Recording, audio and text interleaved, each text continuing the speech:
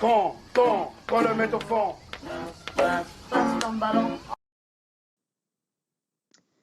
C'est lundi, c'est férié et c'est quand même Passe ton ballon.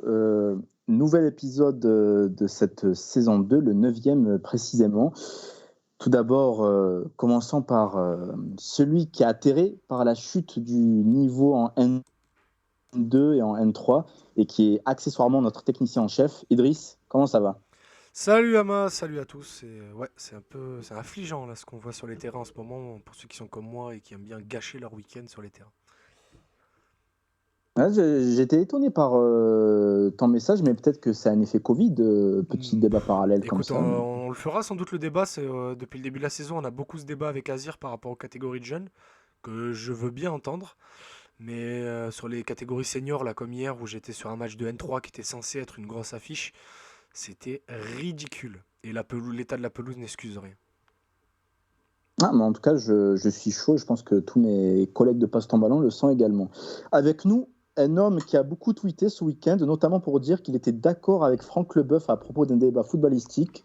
J'ai nommé Erwan. Comment ça va? Ouais, franchement, je suis sans voix par rapport à ce lancement, parce que ça demande forcément un contexte, mais je ne vais pas le donner pour prendre quand même la saignée qu'impose le fait d'être d'accord avec Franck Leboeuf. Donc ça fait plaisir. Bonsoir à tous les amis. Grand plaisir de vous retrouver ce soir. En vrai, je me suis dit, est-ce que je vais le vanner sur Balerdi pour la millième fois ou je vais changer, tu vois? Donc j'ai vu Franck Leboeuf, ça fait tilt de suite. Non, t'as eu raison. Franck Leboeuf qui disait que Dimitri Payet au top niveau, c'était dans le Gotha des meilleurs joueurs au monde actuel. Et j'ai dit que j'étais d'accord. On peut en débattre aussi dans Passe ton ballon prochainement. Messieurs, je vais vous demander de respirer un grand coup, de rester bien assis sur votre siège. J'ai voulu rajouter un jingle, mais je me suis dit, ah, c'est bon, c'est trop quand même. Mais t'aurais dû, parce que ce soir, c'est le retour, le comeback d'Azir dans Passe ton ballon ce soir. Comment ça va, Azir?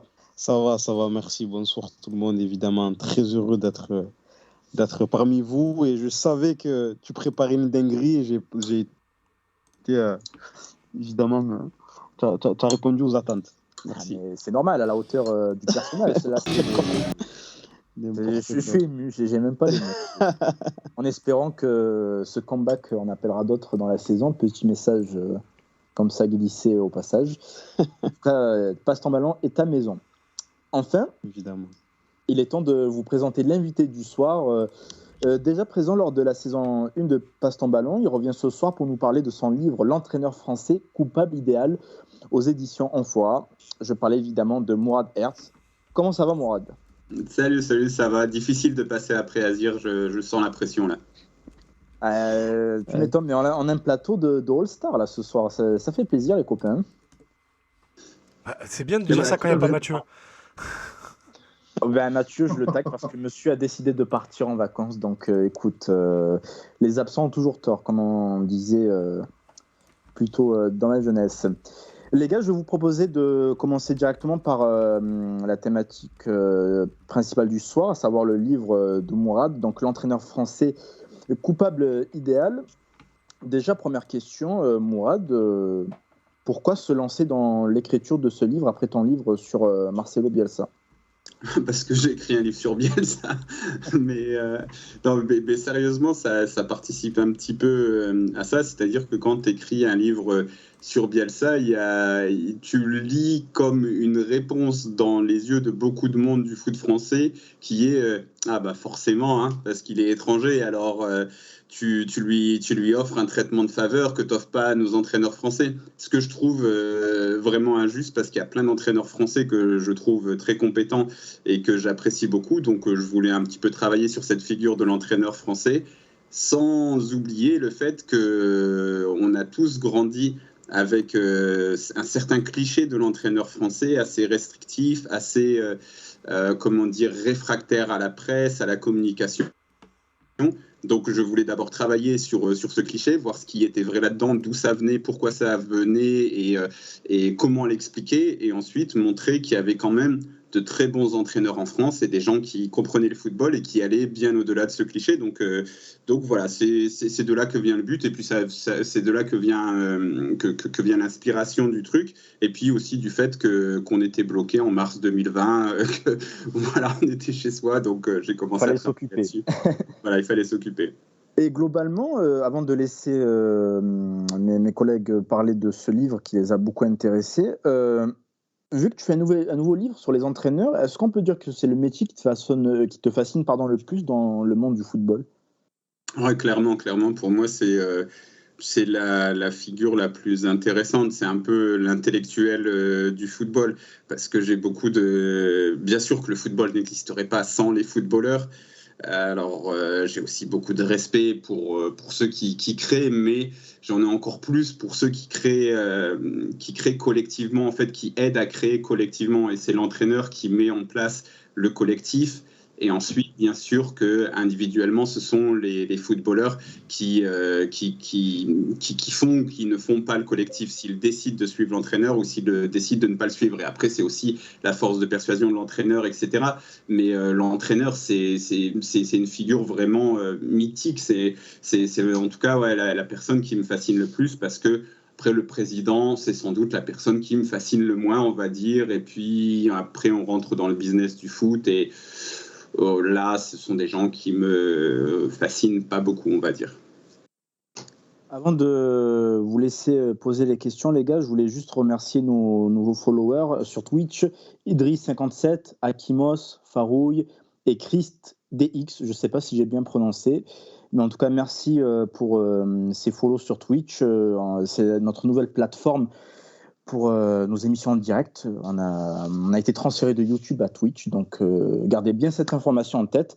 Les gars, Merwan, Azir, Idriss, si vous avez des questions, je sais qu'on en a beaucoup parlé en amont de cette émission, donc je vous laisse prendre la parole. Peut-être pour démarrer, déjà Mourad, merci de nous faire l'honneur de ta présence, ça fait plaisir. C'est moi qui suis honoré d'être là. Ouais. Ah oui, le rapport de force est le plus de notre côté, t'inquiète. Que de courbettes, c'est gentil. Mais en tout cas, moi, j'ai trouvé la démarche du livre intéressante. Pourquoi ? Parce que tu as quand même traité un sujet où il y a quand même un imaginaire assez fort derrière la figure du football français, de l'entraîneur français plus précisément. Est-ce que toi, tu es parti avec des a priori qui étaient peut-être celle un petit peu de cet imaginaire collectif et populaire, l'entraîneur français, c'est terne, il n'y a pas beaucoup d'idées, etc., etc. Et est-ce que cette vision... elle a évolué au cours de ton travail de recherche, ou dès le départ, tu avais une idée assez claire de dans quoi tu t'embarquais ? C'est-à-dire que par rapport à mon travail, par rapport au fait que je me suis intéressé à d'autres footballs, la figure de l'entraîneur français, je la connaissais déjà pas mal, quoi. Je l'avais déjà confronté à d'autres entraîneurs, d'autres styles de formation. Et puis, en fait, finalement, cette figure de l'entraîneur français, c'est surtout la figure de l'entraîneur DTN. C'est la figure de l'entraîneur qui passe ses diplômes et ce qu'on inculque dans ses diplômes. Donc en fait, oui, il n'y a pas eu énormément de surprises là-dedans. Donc voilà, ça, je tenais vraiment à l'expliquer dans le livre, à expliquer que vraiment tous les clichés qu'on pouvait avoir, ils venaient de là, qu'il y avait vraiment une raison historique, que c'était là devant nous, et qu'en fait on n'en parlait jamais, qu'on se réfugiait derrière d'autres choses, qu'on avait trop souvent le mauvais débat en fait quand on parlait des entraîneurs français, alors que la réponse elle est évidente, qu'on a un mec qui s'appelle Georges Boulogne qui a été à la tête de toutes les instances du football français pendant 30, 40, 50 ans, qui a tout façonné, qui avait des idées ultra claires, ultra précises, qui sont... nous, on n'est pas là pour jouer à la baballe, tout ça, il faut gagner, militaire, sérieux, tout ça, machin, toutes les choses qu'on va retrouver, par exemple, chez un Didier Deschamps, chez un Aimé Jacquet aussi un petit peu, donc...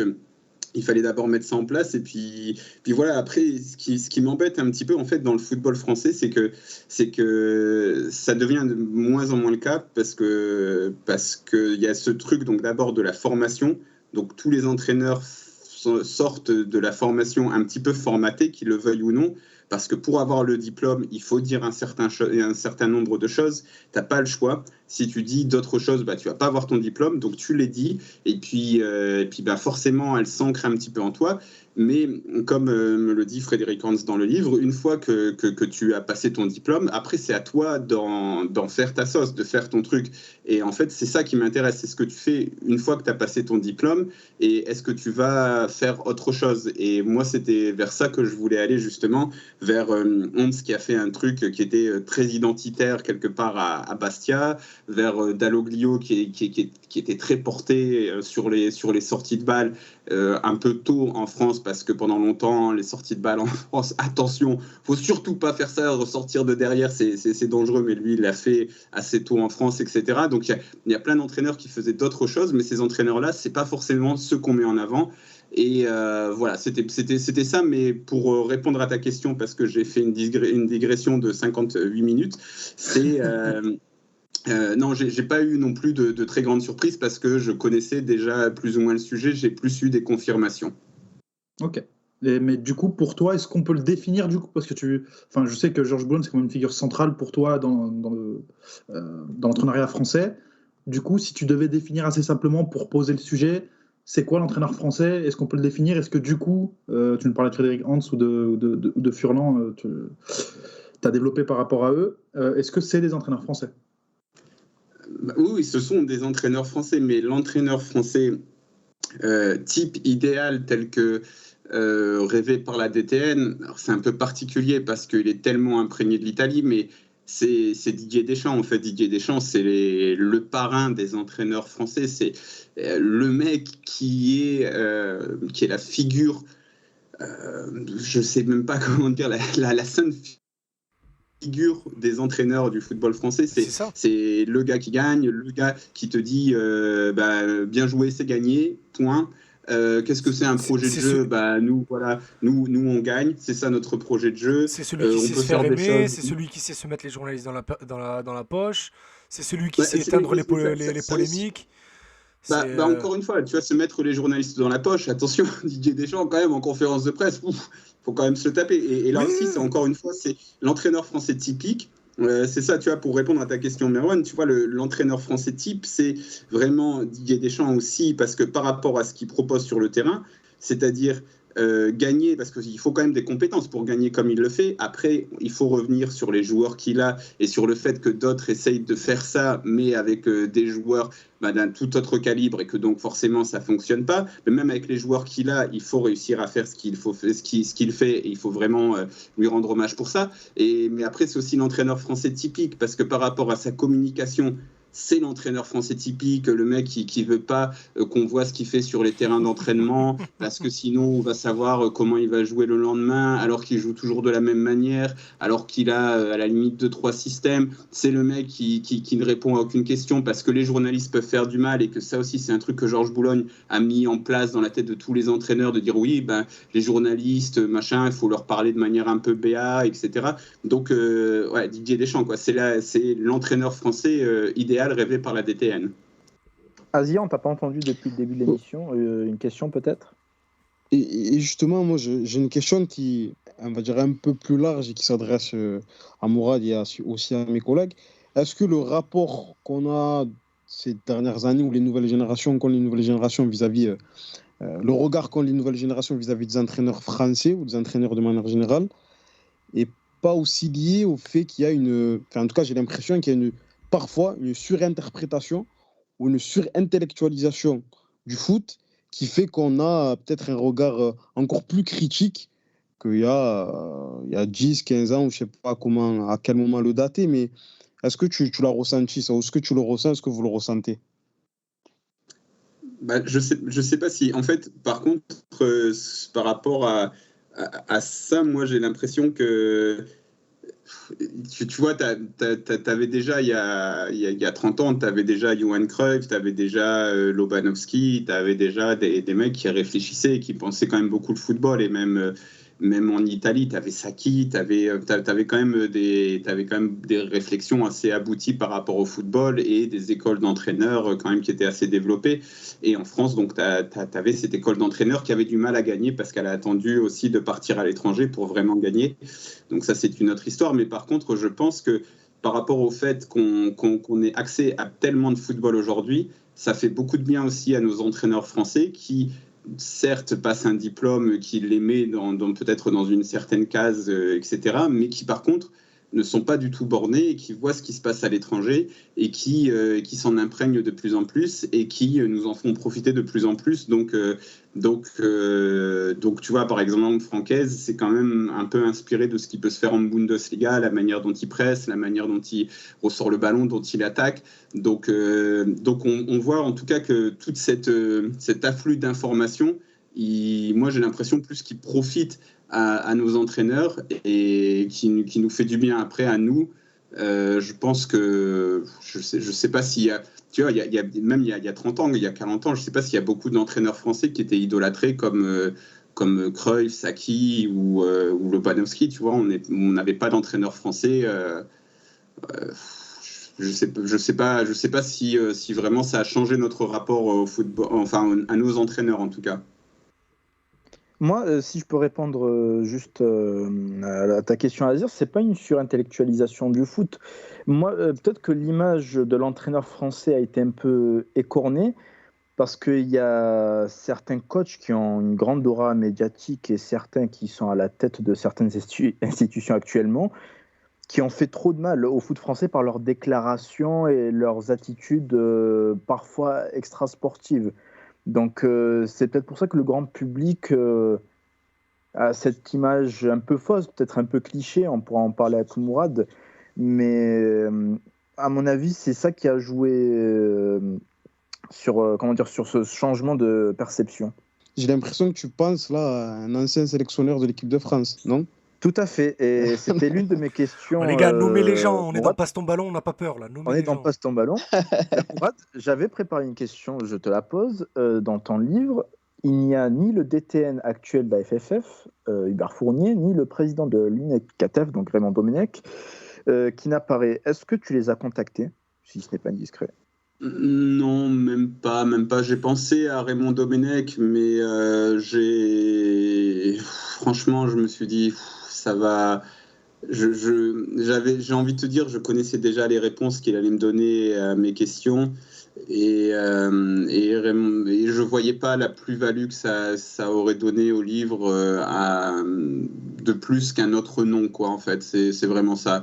Parce que je sais exactement ce qu'il aurait dit, parce que Raymond Domenech est vraiment dans un mode troll assumé. On sait exactement ce qu'il va dire, quand il va le dire, pourquoi il va le dire. Et Raymond Domenech est complètement l'héritier du corporatisme qui a été voulu aussi par Georges Boulogne, qui a été institué, qui a été poussé par Georges Boulogne.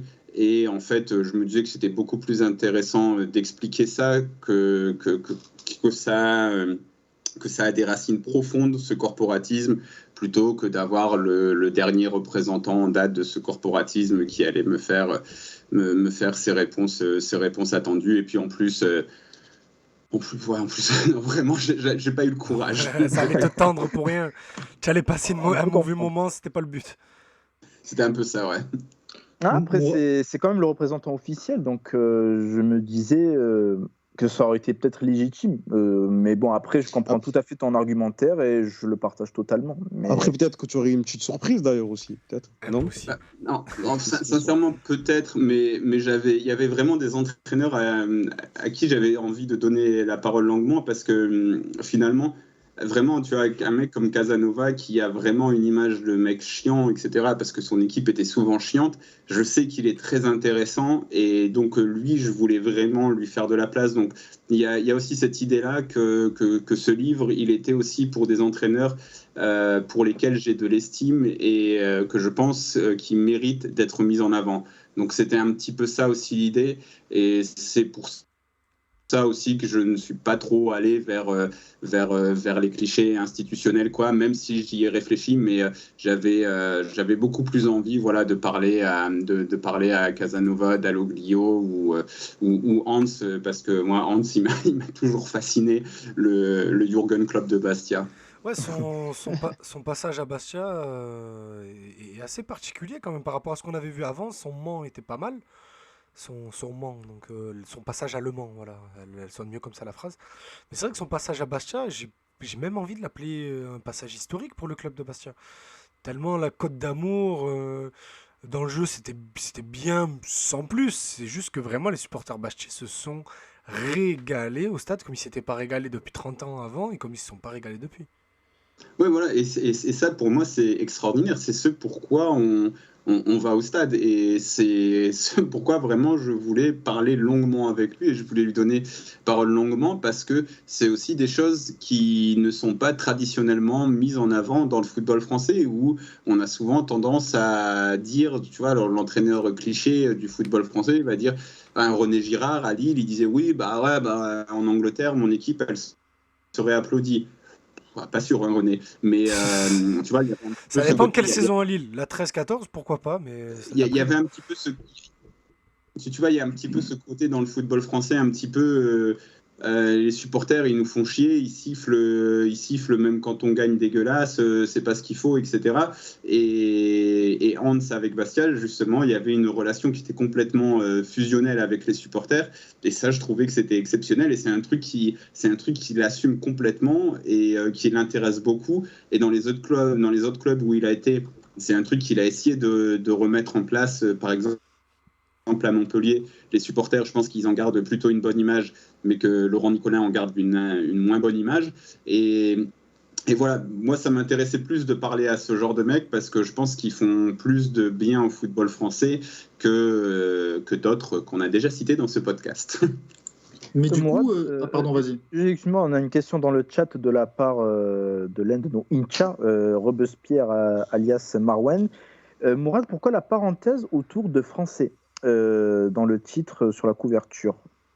Ah, je sais pas, c'est l'éditeur, c'est pas moi. Ah, c'est pas du tout volontaire le fait de vouloir justement, comment dire, séparer le mot français de l'entraîneur. Non, c'est juste du graphisme pour le coup. On s'était Non, fait non, chier ouais, à c'est- imaginer un truc idéologique et tout pour rien. Ouais, non, c'est juste du graphisme. Le truc important, c'est le point d'interrogation Oui, dans coupable le idéal. titre. Idéal. Bah, Merwan, voilà, j'ai transmis la question. Désolé si Marwan. la réponse ne te convient pas, mais bon. Par contre, Merwan, toi, tu avais une question. Je t'écoute. Ouais. Pour prolonger, du coup, c'est que quand on t'écoute, Mourad, et puis même quand on écoute mes collègues, c'est qu'on a l'impression qu'il y a un bon et un mauvais entraîneur français, parce que tu as évoqué différents noms, de Domenech à Hans, en passant par Furlan, qui sont tous des entraîneurs français, mais visiblement, tu as des jugements de valeur qui sont différents par rapport à leur production footballistique et leur manière de voir le football.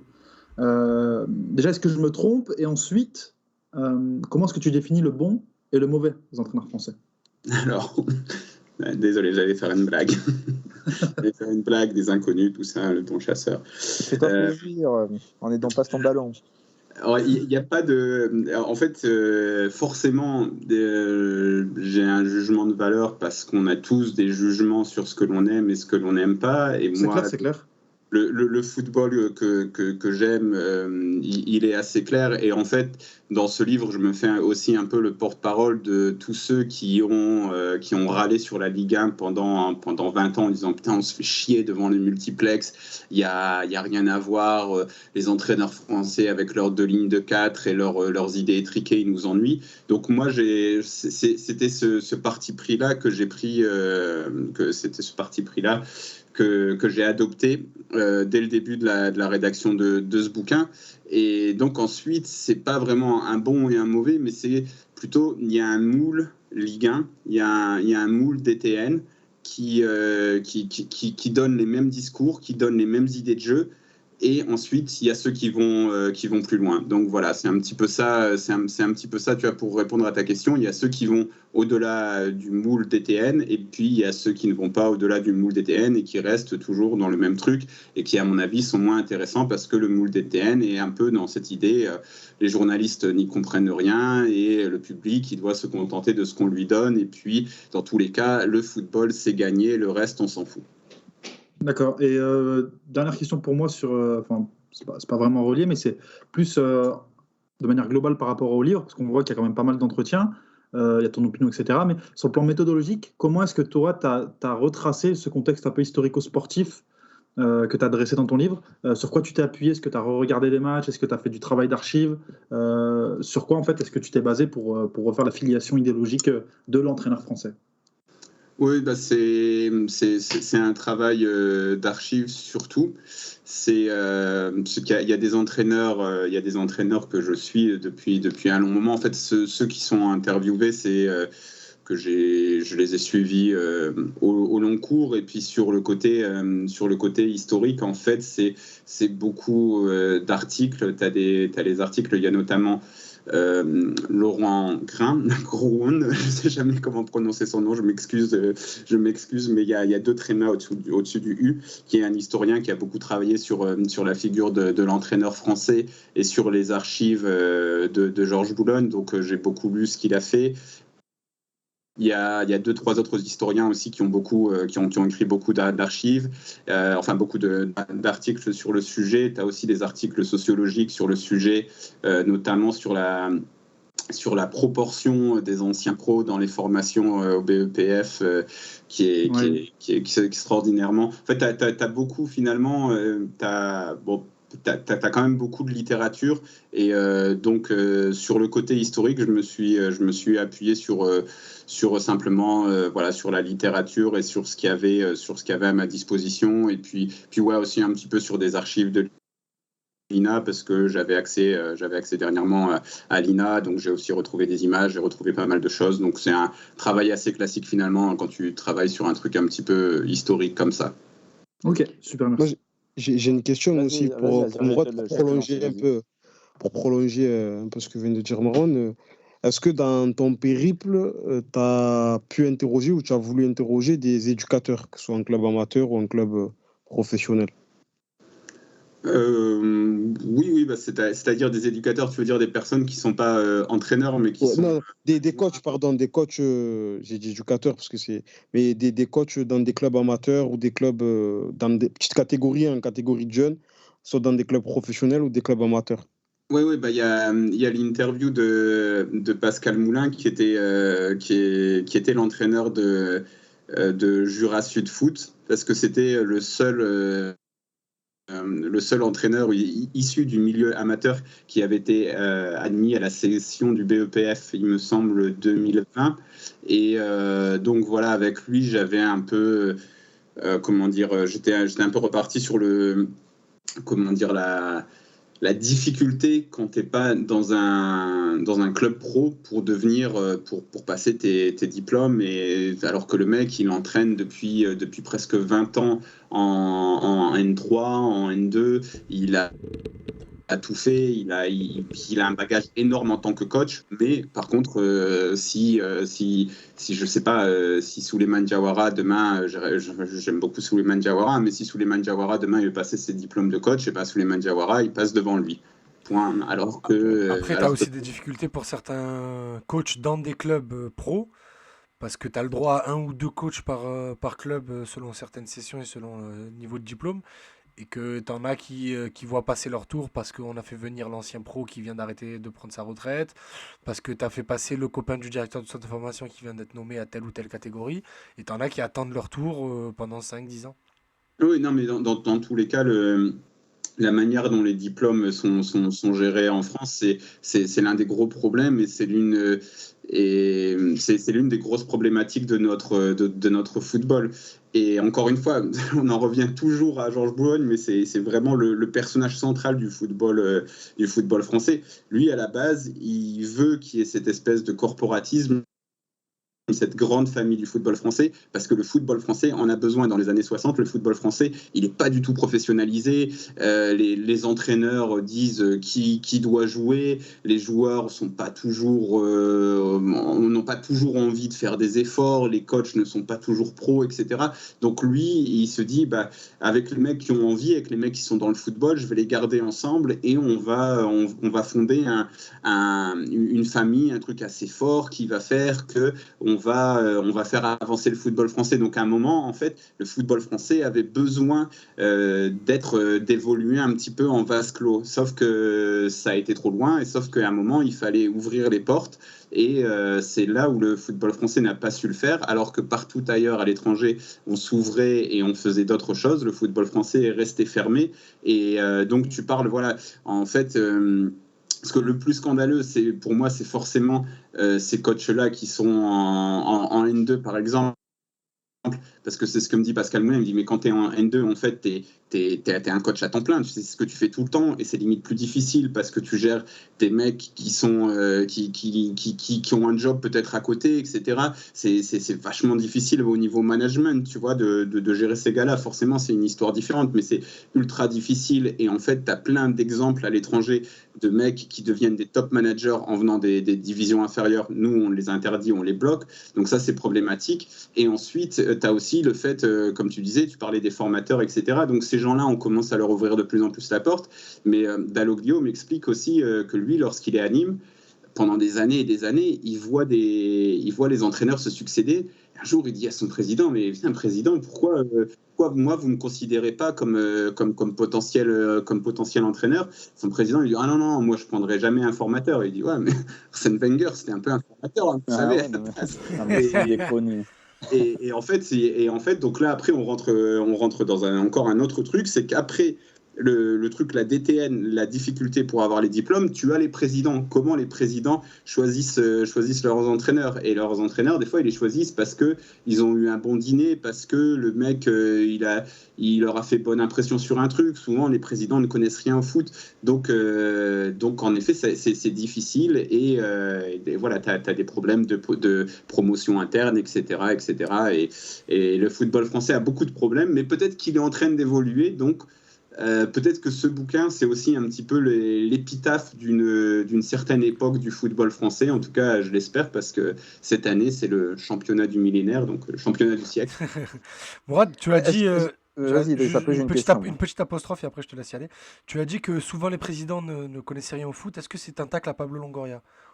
Non, mais- oh là là, vraiment mauvais esprit. Ouais, Non, voilà, tu vois, on s'est compris.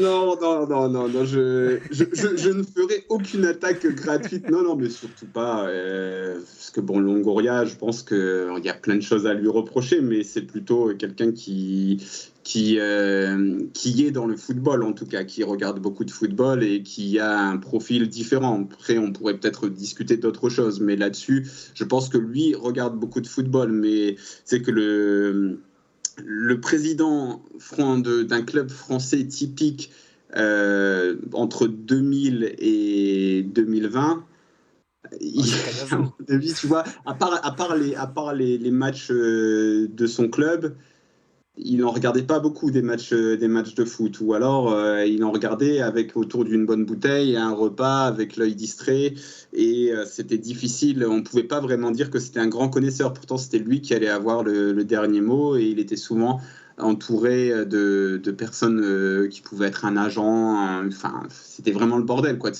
Les entraîneurs étaient souvent choisis n'importe comment, ce qui explique aussi qu'ils allaient souvent à la télé, parce que ça pouvait être très bien que le président qui allait peut-être pas rester jusqu'au match, mais il regardait le CFC, et là il voyait un mec et il disait, lui, je l'aime bien comment il parle, et puis là il y pensait quand il remplaçait son entraîneur. Donc ça c'est terrible, en fait, quand tu penses que voilà, tu vois qu'à l'étranger, t'as l'école portugaise. Je sais que vous aimez beaucoup les coachs portugais dans Passe ton ballon, donc je fais cette petite casse-là, Je vois mais pas de quand quoi tu même qui parles. sort Là, tu es pas là, je vois pas de quoi tu parles. une toute autre filiale, que tu as Sarri qui sortait aussi de nulle part en Italie, bien sûr Saki qui est un peu l'exemple typique, que bien sûr en Allemagne tu as des mecs comme Nagelsmann, tu as aussi toute l'école Red Bull, etc., que tu vois tout ça et que tu te dis, putain, en France, pendant longtemps, les coachs ont été choisis un peu sur la foi de lui, j'ai bien aimé ce qu'il a dit sur Canal ou sur la chaîne L'équipe, quoi. Donc c'est dur. Moi, j'avais une question. Tu as rencontré pas mal d'acteurs du football français pour réaliser ton livre. Comment ces acteurs, qui t'aient répondu ou non d'ailleurs, ont accueilli cette démarche de traiter ce sujet, à savoir l'entraîneur français, dont la réputation est parfois perçue comme une vérité, parfois comme un cliché, justement. Est-ce que tu as parfois ressenti de la défiance ou pas? Non, pas trop, parce que j'allais plutôt vers eux justement en leur disant que je voulais les avoir dans le livre parce que j'appréciais leur vision d'entraîneur, donc c'était plutôt positif pour eux. Je suis quand même pas trop con, ça va. Tu vois. Non, mais en plus c'était la vérité. Puis le sujet du livre a aussi un peu oscillé parce qu'à un moment il a oscillé entre la Ligue 1 c'est chiant et c'est de la faute de l'entraîneur français. C'était un petit peu, il est oscillé entre les deux et puis non, ça a été plutôt simple finalement de tous les avoir parce que c'était plutôt, encore une fois, j'ai plutôt donné la parole à des gens à qui j'avais envie de donner la parole, donc c'est mieux de faire ça comme ça aussi. Azir, Merwan, vous aviez encore des questions, il me semble, du moins je les avais notées, donc c'est le moment. Moi, j'ai juste une petite remarque, on va dire, par rapport à ce qui peut se faire ailleurs en Europe, parce que souvent on a tendance à comparer. Est-ce qu'il y a vraiment dans les autres pays, dans les pays concurrents, plus de profils atypiques qu'en France? Par exemple, parce que souvent on va citer le cas de Nagelsmann qui est, à mon sens, par définition, son parcours est exceptionnel, mais c'est quand même un gars qui est issu du monde professionnel. Il était dans une structure professionnelle avant de se blesser et donc de passer ses diplômes d'entraîneur et de devenir coach. Mais à part si vous m'en citez vraiment plus de nombreux exemples de coachs qui vraiment ne sont pas issus du monde, de nombreux coachs, je sais pas, par exemple au Portugal ou en Allemagne ou peu importe, qui n'ont des dizaines de coachs qui aujourd'hui entraînent des équipes professionnelles au plus haut niveau, qui ne sont pas passés qui ont pas passé par une structure professionnelle en amont et qui sont devenus entraîneurs d'équipe première. Parce que j'ai l'impression, et à juste titre, on va taper sur ce qui se fait en France, notamment en matière de formation des entraîneurs, au niveau des profils qui ne sont pas assez variés. Mais j'ai l'impression aussi qu'en Europe, c'est pas si différent que ça dans les autres pays européens. Portugal, tu as quand même Jardim et AVB, je crois. Enfin, Toi, il y en AVB, a- après, c'est au gré d'une rencontre dans son hall d'allée, ou dans le hall d'un immeuble, et Jardim, lui, passe ses diplômes, commence, je crois, en 3e ou 4e division portugaise, et commence à grimper les échelons. C'était un handballeur de base, même pas haut niveau. Mais ouais, non, enfin, je pense que effectivement, c'est pas un phénomène aussi répandu, c'est pas aussi blanc ou noir qu'on le présente en France avec les méchants français qui qui pratiquent le corporatisme à échelle industrielle, même si c'est vrai, et de l'autre côté, les gentils allemands, espagnols, etc. Enfin, je pense que c'est un peu plus nuancé, mais effectivement, en tout cas, le goulet d'étranglement, il est tellement réel en France, on congestionne tellement le nombre de personnes qui sont capables de passer les diplômes pertinents pour devenir professionnels, que oui, je pense que ça grossit l'image et que tu as quand même une source d'approvisionnement à l'étranger qui est quand même un peu plus importante. Et puis en fait, c'est aussi les filières par lesquelles tu passes, parce que là, par exemple, on parle du Portugal. Donc le Portugal, c'est qu'il y a toute cette filiale universitaire. Donc tu te dis, bon, il y a une autre possibilité pour entrer dans le milieu du foot professionnel. Et forcément, on a aussi eu le fameux exemple Mourinho, même si Mourinho était traducteur avant. Mais en France, un traducteur, tu vois, déjà un formateur, on lui a dit pendant des années, ouais, mais non, tu vas pas devenir, c'est pas possible pour toi de devenir entraîneur.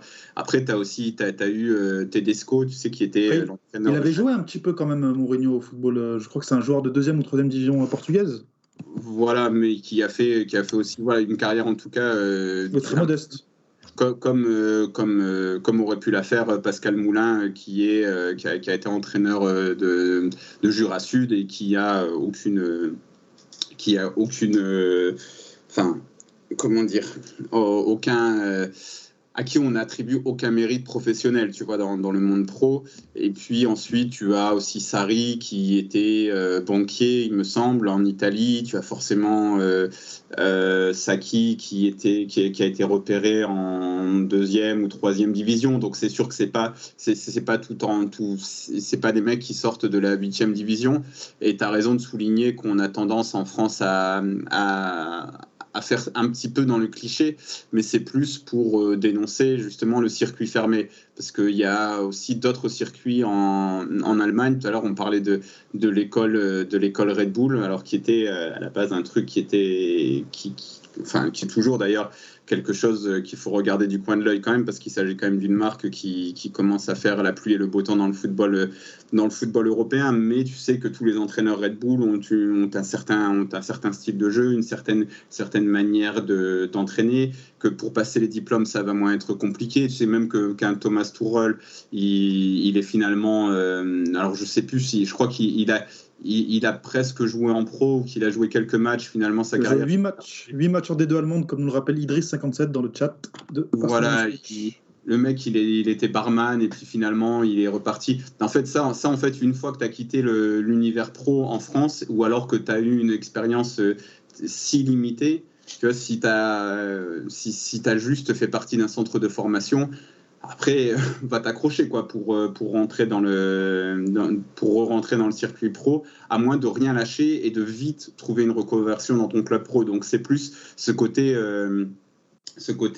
voilà, club fermé qui est embêtant en France, alors qu'à l'étranger c'est plus ouvert. Les gars, on va essayer de mettre en perspective cette notion d'entraîneur français avec le club qu'on aime tous ici autour de nos micros, l'Olympique de Marseille. Idriss, en amont de cette émission, m'a listé les coachs français qui sont passés par l'OM ces dernières années. Il m'envoie d'ailleurs la liste là en privé.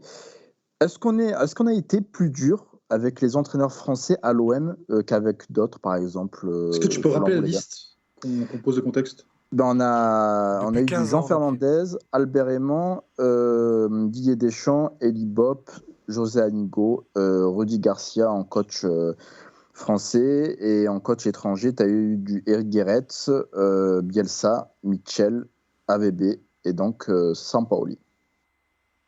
Et vous n'avez pas cité Passy aussi, qui était un peu... Oui. Non, Elle locale, c'est vrai. Elle locale. C'était un choix de la rédaction de Passe ton ballon. Non mais je sais pas si vous êtes d'accord, mais au-delà même de la nationalité des techniciens, j'enlève Didier Deschamps dans les Français, il y a quand même une différence qualitative, je trouve, entre les deux listes. Donc, est-ce que aussi on n'a pas été plus dur avec les entraîneurs français à l'OM, tout simplement parce qu'ils étaient souvent mauvais, ou souvent ils proposaient pas grand-chose. Jean Fernandez, sincèrement, j'étais assez petit, c'était quand même assez dépressif. Albert Aymon, n'en parlons pas. C'était un 5-2. Jean Fernandez, c'était un 5-2-3 qui reposait sur Ribéry et Nyang sur les côtés. Ouais, mais est-ce que Jean Fernandez, il a été maltraité entre guillemets par physiquement, oui. On ne va pas là-dessus. Ouais, voilà. Il a été maltraité par les supporters ou la presse, parce que moi j'ai plutôt le souvenir qu'on a aussi dit c'est grâce à Jean Fernandez qu'on a ouvert une nouvelle page à l'OM, avec ce recrutement, avec le fait qu'il ait apporté un petit peu de calme dans ce club, un peu de stabilité, tout ça. Je trouve pas que Jean Fernandez ait été... Voilà, on n'en attendait pas grand-chose de cette saison-là. On finit 4e, si je dis pas de bêtises, ou 5e, et on fait finale de Coupe de France, 8e d'Europa League, de Coupe de l'UEFA. On n'en attendait pas grand-chose au final, et bon, ça s'est plutôt bien passé. Il est parti avant que ça puisse se dégrader. C'est plus sur les autres que j'ai envie de poser. C'est pour les autres. Moi, le parallèle qu'on pourrait faire en termes de différence de traitement, ça serait Elie Bopp et Villas-Boas. Les deux terminent 2e du championnat, d'accord. Et j'ai l'impression que, mine de rien, Bopp, il avait été plus fracassé à l'époque que Villas-Boas. Peut-être que la campagne désastreuse en Ligue des Champions y est pour quelque chose. Mais qu'est-ce que vous pensez de cette différence entre les deux coachs, justement? Merwan, tu dis que c'est logique, toi? Bah, sincèrement, après moi je sais que j'ai une opinion assez marginale là-dessus, en tout cas sur Twitter et de ce que j'entends ici peut-être, c'est que moi je trouve que quand même André Villas-Boas il a quand même fait pas mal de choses à l'OM. En termes de contenu on peut y redire, mais il y a aussi un contexte au niveau des joueurs, alors que Libo, sincèrement, tu sentais que ce qu'il proposait sur le terrain c'était le fond de sa pensée. Et en cela, je trouve qu'il est beaucoup plus critiquable que je trouve André Villas-Boas, qui arrivait quand même dans un contexte assez compliqué à l'Olympique de Marseille. Et moi, je trouve en tout cas que Eli Boep, sincèrement, c'est pas ma tasse de thé. Et pour le coup, je me suis encore plus embêté en regardant Eli Boep que André Villas-Boas. Après, les Bop, faut se rappeler aussi qu'il vient pas dans un contexte facile. Il vient après Deschamps, avec toutes les histoires qu'il y a eu, etc. Fallait se reprendre un peu le bourbier, quoi. Pour moi, le contexte dans D'accord. lequel arrive Eli Boep est encore plus suicidaire que le contexte d'AVB. Mais je suis plutôt d'accord, ouais. Parce que Eli Boep, il arrive dans un effectif où on lui dit, écoute, tous les mecs sont à vendre et tu as pour mission de remettre sur pied Gignac et de faire jouer les jeunes. Donc on lui donne Larry Azouni, Rafidine Abdullah, Baptiste Aloué, tout ça. On lui dit, voilà, il faut qu'il joue. Au final, il n'y a que Rafidine Abdullah qui s'est fait une place. Il arrive à finir deuxième avec un effectif de 14 joueurs. Parce qu'au final, il y a Kadir, Sougou et Romao qui arrivent en janvier. Mais tu n'as quasiment pas de remplaçant. Il utilise toujours le même 11. Bah après, v'là le 11, attention. Hein. Quand tu regardes que le 11, c'est une vraie équipe de Ligue 1. Hein. Diawara, Fanny, Nkoulou. À gauche, c'était Morel. Jérémy Morel. T'as Kabore Cherou, milieu de terrain pour un double pivot. C'est pas un deuxième de Ligue 1, mais il y aura Romao qui arrivera en janvier. Et puis devant, t'as quand même les frères Ayou, Gignac, Loïc Rémy, Amalfitano, Valbuena. Hein. Et Valbuena qui a peut-être fait en 2012-2013 la meilleure saison de sa carrière. Et t'as Barton et Mandanda aussi dans cette équipe. Oui, donc tu vois, t'as un effectif qui est plutôt maigre. Faut pas oublier qu'on Ah joue- non, Non, suis maigre, désolé, maigre numériquement. même pas, sincèrement. Je trouve quand même que tu peux t'appuyer sur un groupe de joueurs de qualité, et surtout, et au-delà de ça, tu t'appuies quand même sur pas mal de leaders, chose que n'avait pas AVB et qui devait scoltiner Payet et Thauvin, qui étaient sincèrement imbuvables pendant son mandat. Et tu as toute l'instabilité institutionnelle que Ali Boep aussi avait, certes, mais AVB, sincèrement, il a dû composer avec un nombre, Ouais, mais un nombre de variables absolument incroyable. Et surtout, je trouve qu'il a réussi là où beaucoup d'entraîneurs olympiques de Marseille sur les années précédentes ont raté. Et il a chopé le podium en étant deuxième. Et surtout, il a dépassé les attentes, mais de manière incroyable, moi je trouve, sur sa première saison en tout cas. Mais Wow. je vais faire un peu de foot fiction, mais Eli Boep fait 38 matchs. AVB, c'est au bout de combien de matchs que la saison se termine là? Mais je vois pas. 24, Par contre, c'est un argument. 27. Ça. Parce que Il fait tout- 24. Donc 27, déjà, il y en a un qui a fait toute une saison, qui s'est qualifié en Ligue des Champions au bout de 38 matchs, donc normalement, quoi. Et un autre où la saison a été un peu tronquée.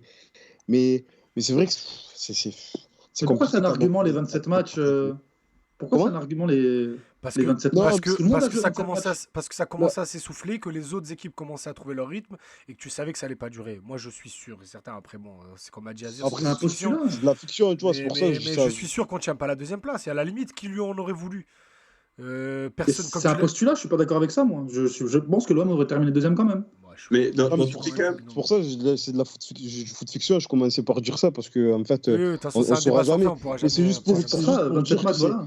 c'est compliqué en vérité à les départager là. Je pense pour le coup, c'est vraiment une question de sensibilité parce que les deux sont arrivés dans un contexte compliqué. Les deux, dans le contenu, ont proposé quelque chose qui n'était pas forcément plaisant pour le plus grand nombre. Mais les deux ont su quand même atteindre leur objectif à terme, que ce soit au bout de 38 matchs ou au bout de 24 pour l'autre. Ils ont su 27. 27 ont su tirer le maximum de leur effectif, même avec les difficultés que ça comprend en termes de management, les complications que vous avez citées. Donc Ouais, là, et les deux j'ai ont fait l'impression aussi que des campagnes européennes désastreuses de la saison d'après. voilà, tu vois, donc là, pour le coup, j'ai l'impression que c'est plus une question de sensibilité. C'est de mais sensibilité justement, Azir, tu vois, c'est là, je pense que cette comparaison Villas-Boas et Libop, elle est vraiment intéressante pour caractériser l'entraîneur français, c'est-à-dire que la différence flagrante, si on peut en faire une, entre Eli Boep et Villas-Boas sur leur passage à l'OM, c'est la communication. C'est-à-dire qu'en fait, Villas-Boas, on avait envie de l'aimer. Il communiquait bien. Le stade avait envie de l'aimer. alors que Eli Bob, sans être méchant, puisqu'en plus on m'a dit que c'était un mec génial, etc. en interne, que c'était vraiment quelqu'un de très bien, c'est qu'en fait il n'inspire rien du tout et qu'en conférence de presse il dit rien du tout et que au Ouais, public, il avait tout le temps la même phrase. Je sais pas si tu couvrais déjà les conférences de presse Voilà. de l'OM à l'époque. Moi, j'y étais. Il avait tout le temps la même phrase à chaque conférence de presse. Il me butait. En revanche, il était très gentil avec les journalistes, tu vois. Mais ouais, c'était de la langue de bois à outrance pour le Justement, coup. voilà, Et Mourad, ça- moi, à la base, avant qu'on parte dans le comparatif des résultats, pour moi, c'est là que je voulais, c'est là où je voulais avoir le débat, c'est sur la différence de traitement dès leur arrivée. Pas sur le contenu, au final, sur le contenu, les deux nous ont emmerdés là aussi, autant l'un que l'autre, j'ai même pas envie de choisir. Mais moi, tu disais justement, Villas-Boas, on avait envie de l'aimer. Alors qu'au final, quand tu regardes en arrière, le mec, bon, ok, sur le CV, c'est magnifique, il a coaché Porto, Chelsea et Tottenham, mais dans les trois clubs, même à Porto, hein, il y garde pas un bon souvenir, même alors qu'à Porto, il est parti avec, Si, avec Porto, quand l'Europa même, League et si. tout. Non, non, non. Attends, Il y a un bon Porto, souvenir, On en a, surtout quand quand même. même. on en a Ouais. discuté, on en a discuté, à part Omerck, on en avait discuté avec Omerck quand on avait eu la double confrontation face à Porto. Tous là-bas te disent, enfin tous, pardon, on va pas faire de généralité, c'est pas vrai. Omerck nous disait que lui, il l'avait en estime par rapport aux résultats qu'il avait obtenus. Allez réécouter l'émission, mais que c'était pas du tout le cas de 90% de la fanbase de Porto qui, qui lui reprochait justement de trop compter sur ses individualités et de se mettre beaucoup trop en avant par rapport au contenu de ses équipes. C'était ce que les mecs lui reprochaient à Porto. Alors qu'Elibo, bon lui, ok, on connaît un peu trop son CV, il sortait plus d'une longue carrière au Canal Football Club que de coach avant son arrivée à l'OM. Donc moi, c'est ça que j'ai envie de creuser, c'est la différence de traitement dès leur arrivée avant même le premier match. Ben, en fait, il y a plusieurs choses. Il y a donc le fait que Villas-Boas, tu te dis, il va peut-être se passer quelque chose, il est plus jeune, il n'a pas un parcours typique que tu connais et que tu connais par cœur et que tu sais ce qu'il va te proposer, tu sais comment ça va se passer. Pourtant, je me souviens que quand Eli Bob arrive, il dit ah, ouais, j'ai regardé le football européen et tout, j'ai regardé le Barça, j'ai envie de jouer au football. Je me souviens de ça, c'était assez drôle.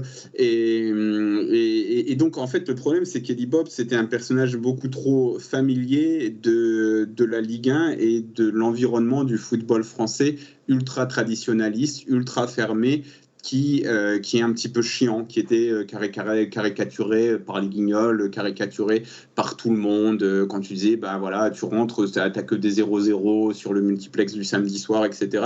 Donc, Eli Bob, c'était vraiment un personnage de cet univers-là, alors que André Villas-Boas, c'était un jeune entraîneur qui avait déjà gagné une Coupe d'Europe, qui avait quand même eu un Porto sexy, qui était jeune, qui avait certaines méthodes d'entraînement qui étaient un petit peu avant-gardistes. Donc, tu crois, tu as envie de te dire, bon, ben, on va voir autre chose. Et puis, en plus, quand il communique de manière... il te renvoie quelque chose. C'est ça le truc, il te renvoie quelque chose. Alors que vraiment, dans le mode d'emploi de l'entraîneur français, Georges Boulogne, il y a inscrit les journalistes, ils font chier, ils nous veulent du mal, ils parasitent les équipes, donc il faut leur en dire le moins possible. Tu peux encore le voir avec Didier Deschamps, bon bah voilà, il faut leur en dire le moins possible. Et en plus de ça, les journalistes, ils ont l'outrecuidance de très mal s'attaquer à Aimé Jacquet avant la Coupe du Monde 98, et ils ont perdu. Donc voilà, tu as tout ça qui arrive, qui est que charrie Eli Bob, même à l'insu de son plein gré, qu'il le veuille ou pas. Et bah, c'est difficile d'avoir beaucoup de sympathie naturellement pour lui, quoi. C'est ça le truc. Et alors que Villas-Boas, voilà, tu peux en générer plus facilement. Mais je suis pas d'accord, moi, les amis. Enfin, a priori, enfin, la sympathie qu'a gagné Villas-Boas au fil des conférences de presse et au fil de la première saison, il l'avait pas à son arrivée. A priori, je me souviens qu'il y avait beaucoup de questions, justement parce qu'il restait sur plusieurs échecs, qu'il restait sur un petit moment sans exercice.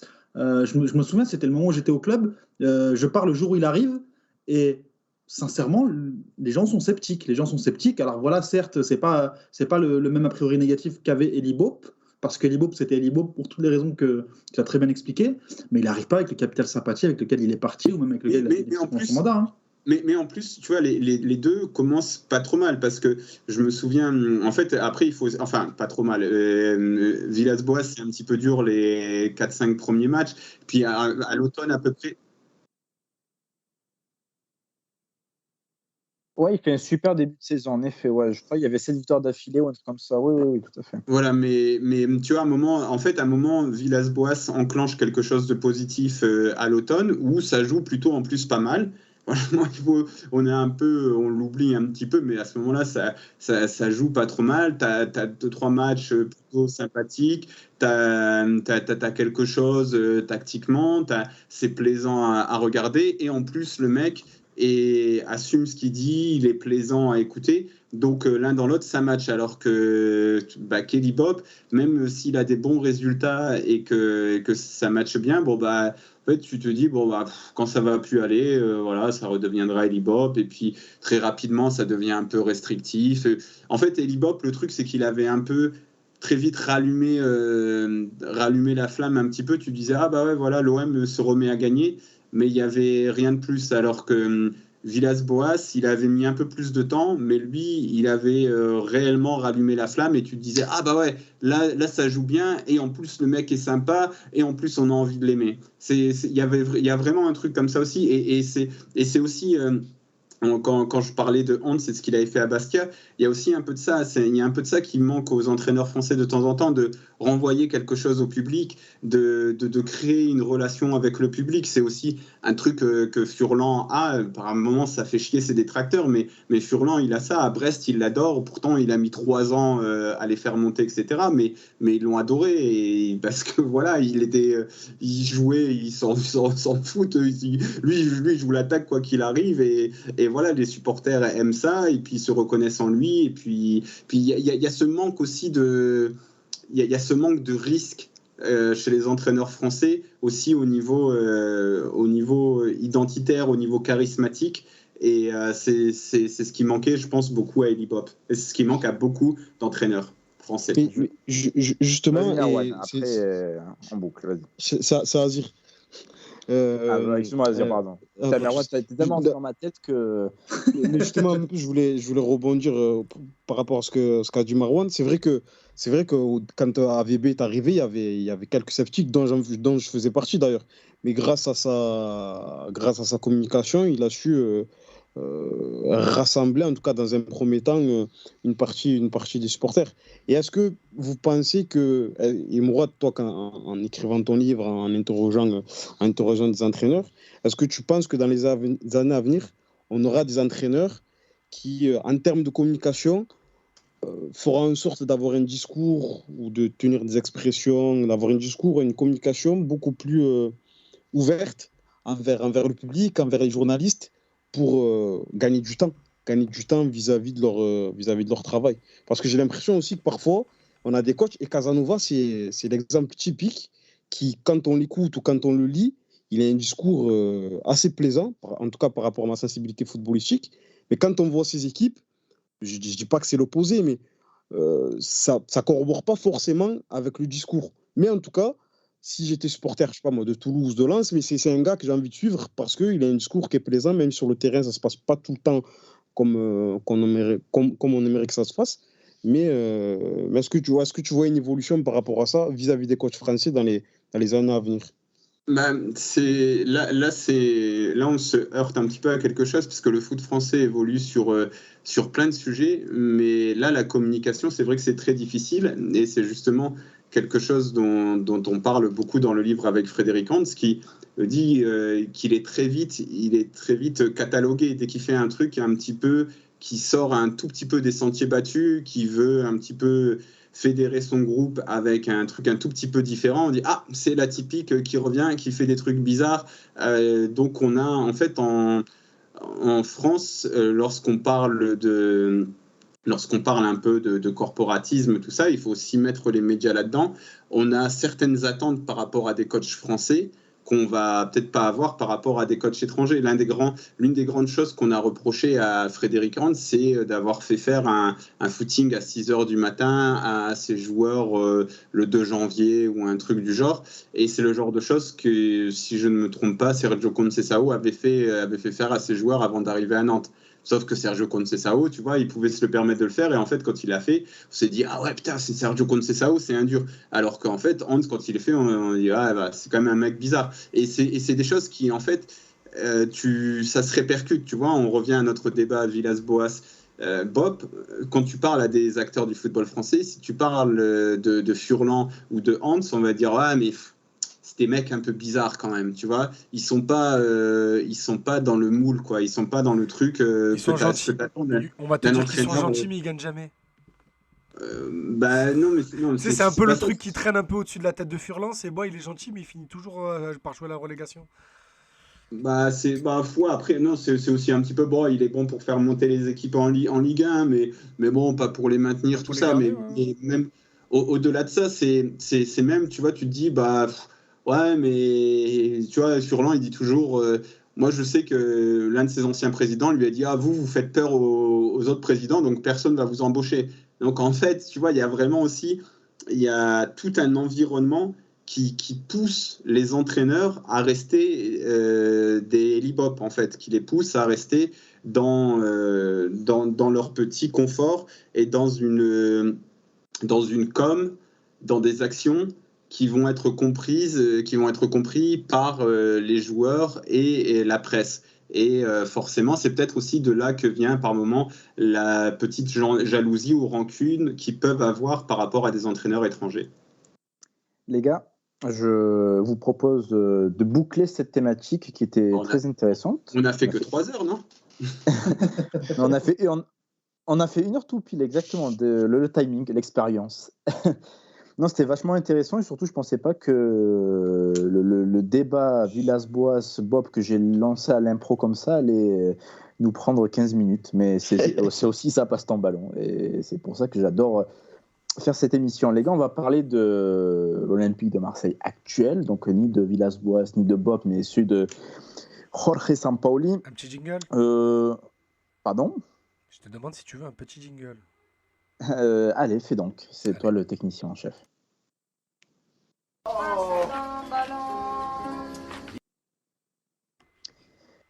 Plutôt que donc de s'attarder sur le match d'hier, on va plutôt essayer de faire un petit bilan global de ce début de saison de l'OM. Après quasiment un tiers du championnat, l'OM est sur le podium. L'OM est-il à sa place, du coup, selon vous, vu le contenu proposé depuis le début de la saison, les gars? Sincèrement, le contenu depuis le début de saison, déjà, j'ai bien compris, tu te demandes si l'OM est à sa place par rapport au contenu proposé depuis le début de saison. On est d'accord? Tout à fait, ouais. Ok. Écoute, je pense que non. Dans le sens où, quand même, l'OM de Sampaoli, c'est quand même une équipe qui se bat sur le déséquilibre. Je pense qu'on a quand même été assez heureux depuis le début de saison, et tant mieux. Je pense qu'aussi, quand on parle de contenu, bien entendu, je parle de manière absolue, pas de manière relative à l'adversité au championnat, parce que c'est quand même une autre question. Parce que je pense aussi que ce qu'on nous a opposé depuis le début de saison, c'est pas non plus de la folie, sincèrement. Mais de manière objective, je pense que l'OM de Sampaoli doit faire mieux. Parce que, déjà d'une, je pense qu'on a le matériel pour faire mieux, et qu'aussi, il y a quand même un manque de progression que je trouve assez éclatant depuis le début de saison. Il y a quand même pas mal de manques qui sont récurrents, alors qu'on est qu'au tiers du championnat et on va être patient. Mais par rapport à ça, en tout cas, je pense que si on veut conserver cette place sur l'endurance d'une saison, il va falloir quand même progresser dans certains aspects, notamment l'aspect défensif. Parce que sinon, je pense qu'on va avoir un OM qui va avoir quand même du mal à lutter pour ce podium sur le long terme. Et surtout parce qu'il va commencer à y avoir un épuisement, je pense, ne serait-ce que mental. Dans ces scénarios, on a souvent un OM à réaction ces derniers temps. Et je pense que mentalement, sur le fil d'une saison, tu t'épuises. Et surtout, je pense aussi que tu as certaines équipes qui commencent à bien prendre. Je pense notamment à Lyon. Je pense à Paris qui ne s'essoufflera pas. Et peut-être d'autres qui vont pouvoir revenir. Peut-être que si Nice ça continue, même si je ne suis pas forcément fan. En tout cas, il y a suffisamment d'adversité en face pour commencer un petit peu à exiger de cet OM qui monte un petit peu en pression en régime. Et ça va commencer par la Lazio cette semaine. Azir, Idriss, Mourad. Moi, j'ai juste un truc à redire sur ce qu'a dit Merwan. C'est que l'équipe était basée sur le déséquilibre. C'était vrai en juillet, c'était vrai en août, c'est plus vrai depuis. Aujourd'hui, il n'y a plus trop de Je te déséquilibre dans cette rejoins sur équipe. ça, en effet. Malheureusement, hein, parce que c'était ce qu'on aimait voir.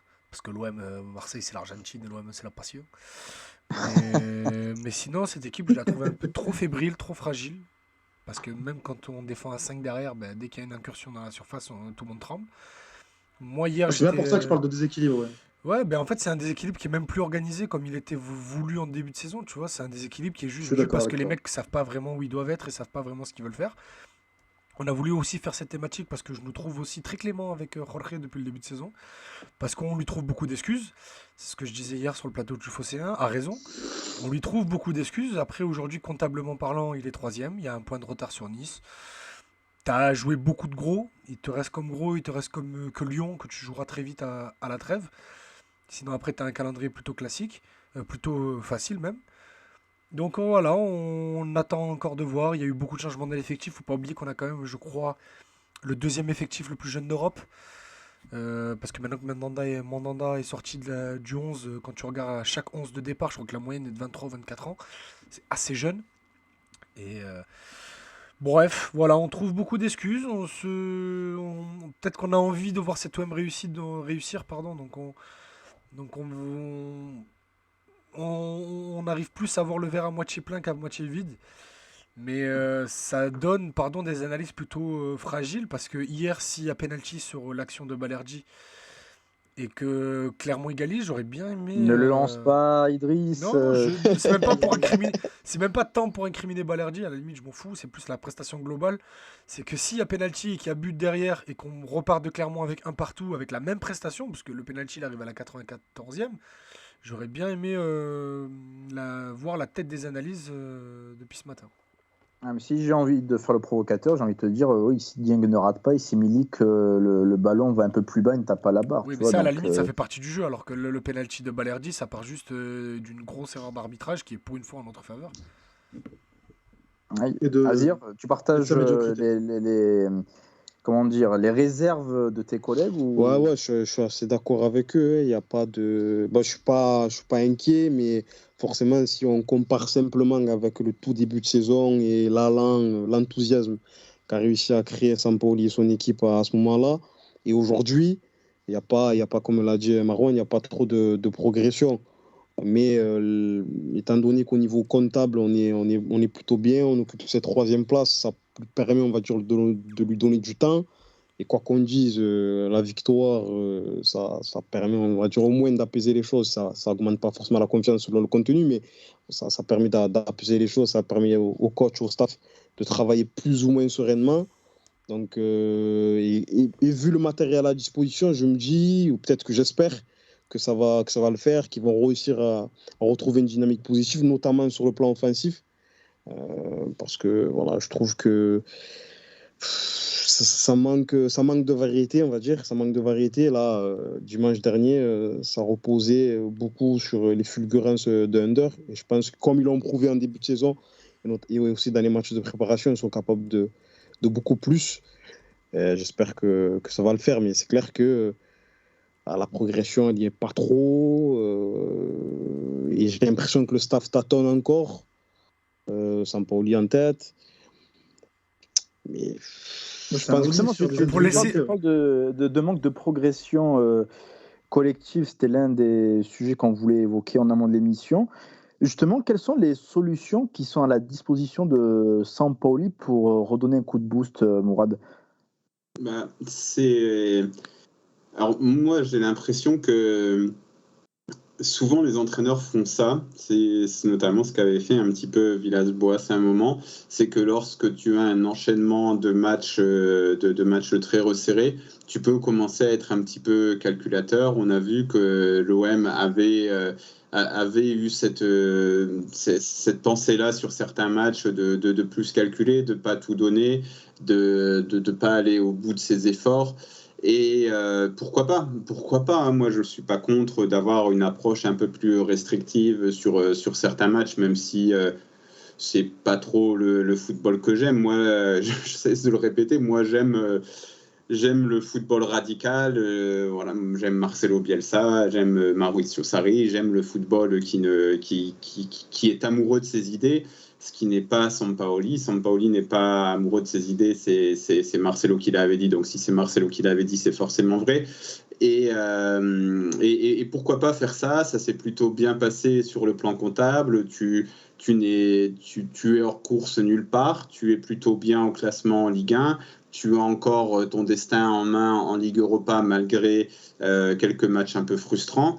Donc pourquoi pas, tu vois, là, l'automne se présente plutôt bien, l'hiver se présente plutôt bien, mais la grande interrogation que j'ai, c'est une fois que tu as eu une approche un peu plus restrictive, est-ce que tu peux revenir à un truc beaucoup plus ambitieux et beaucoup plus jusqu'au boutiste? Et j'ai un petit peu peur que c'est extrêmement difficile, une fois que tu as demandé à tes joueurs, ok, bon, bah, vous faites un petit peu gaffe, vous n'allez pas au bout de vos efforts, de leur dire non, mais vous allez au bout de vos efforts, surtout s'ils ont eu quelques résultats et qu'ils gardent ça en tête. D'un autre côté, les joueurs ont quand même gardé certains principes. Sampaoli avait parlé après le match contre Paris d'une idée qui a avancé, de son idée de jeu qui a avancé. Donc l'idée de jeu qui a avancé, c'est là ce qu'on peut voir de cette idée de jeu, c'est surtout les relances, les circuits qui partent de derrière. Ça, je pense que ça a en effet plutôt progressé sur cette séquence et que c'est à peu près la seule chose qui a progressé sur cette séquence, parce que par rapport contre la Lazio, contre Paris, c'était pas trop mal, et même hier, c'était pas trop mal avant la seconde période où ça a été un peu plus difficile. Donc je sais pas, je suis plutôt mitigé. J'attends de voir la suite et j'attends surtout de voir si on peut revenir, si on peut retrouver de l'enthousiasme, quoi. Parce que c'est surtout ça. Là, j'ai l'impression qu'on était dans le calcul, qu'on n'allait pas à 5 dans la surface adverse, comme on l'avait fait par exemple contre Saint-Etienne au Vélodrome, qu'on n'allait pas au bout du truc, au bout de l'idée, et qu'on gardait un peu le frein à main sur certaines situations. Donc j'espère qu'on va revenir à ce truc jusqu'au boutiste, parce que c'est ce que j'aime. Donc voilà. Donc Roger, fais ce que je veux. Justement, les gars, comment retrouver cet enthousiasme? Redonnez-moi un peu de pep, s'il vous plaît, parce que là, c'est un peu morose alors qu'on est deuxième. Je commence à m'inquiéter. Non, mais moi, pour le coup, moi, j'aimerais juste prolonger ce que dit moi, parce que j'ai trouvé le propos excellent, et surtout le petit parallèle qu'on ne soupçonnerait pas a priori avec AVB. Je ne sais pas si vous vous souvenez, les amis, en amical, le match amical contre Naples, d'André Villas-Boas au Vélodrome avec l'Olympique de Marseille. Vous vous souvenez du contenu? Azir s'en souvient très bien, parce que c'est le match où il y avait un couloir droit à Ali Mohamed et à El Hadji en fin de match. Oui, bien sûr. Liadjif, il m'a mis une entrée remarquée. Mais en tout cas, le contenu était vraiment attrayant ce match-là. Tu avais un pressing haut, tu disais putain, cette saison on va manger Gucci. Et en fait, j'ai l'impression que ce qui s'est passé au fur et à mesure, c'est qu'il a pris la mesure de l'effectif et il a commencé à se rationaliser, entre guillemets, même si j'aime pas cette expression, et à être beaucoup plus réducteur dans le contenu qu'il a proposé. Et Sampaoli, cette saison, j'ai l'impression qu'il y a eu une réflexion, notamment en début de saison, où il a, entre guillemets, mis en place ses idées, où il a mis son projet de jeu. Voilà, Mourad a parlé d'une grosse présence dans la surface de réparation, d'un jeu un peu plus chatoyant. Et en fait, on a tellement pris l'eau en transition défensive depuis le début de saison. On assiste ensuite à des réorganisations, à beaucoup moins de projections, des joueurs qui faisaient beaucoup plus gaffe, même si ce n'est pas encore parfait, loin de là, et ça ne le sera pas, sur notamment les grands espaces sur le côté gauche et le côté droit. Et j'ai l'impression en fait que Sampaoli s'en est rendu compte, et j'ai l'impression qu'il est en train d'essayer de trouver le bon dosage entre équilibre défensif et allant offensif. Et je pense qu'on est exactement à ce stade-là, où il tâtonne, entre guillemets, pour trouver le bon compromis défensif-offensif, et je ne sais pas s'il a encore les idées claires à ce sujet-là. Donc oui, l'OM est deuxième ou troisième, je crois, là. On verra. Le calendrier est favorable, mais c'est vrai qu'il va falloir quand même passer ce coup d'accélérateur pour pas avoir ce faux rythme que tu as depuis, ce rythme assez médiocre, même depuis 8-9 matchs où tu prends pas beaucoup de points, tu fais beaucoup de nuls.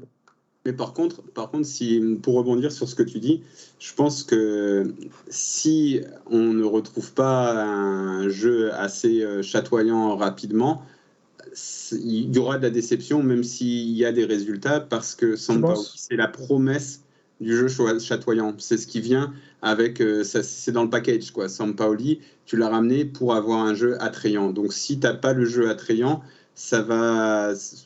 il y aura un Roland de déception quelque part, et ça va être ennuyeux. Et puis dans tous les cas, moi j'aurai un arrière-goût de déception, parce que c'est un entraîneur qui exprime des idées beaucoup plus clairement que pouvait le faire Villas-Boas, qui était beaucoup plus malléable sur ce plan-là, et qui était un peu plus un serpent sur le plan des idées de jeu, et qui pouvait justement se revendiquer de ne pas être fermé sur un plan. Mais Ou de ne pas en avoir. Sampaoli, c'est quelqu'un qui revendique le fait de plus penser au but adverse qu'à son but. Donc si on commence à plus penser ou au moins, en fait c'est ça, voilà, Sampaoli, c'est quelqu'un qui nous a dit texto, je fais partie de ces entraîneurs qui pensent plus au but adverse qu'à notre propre but.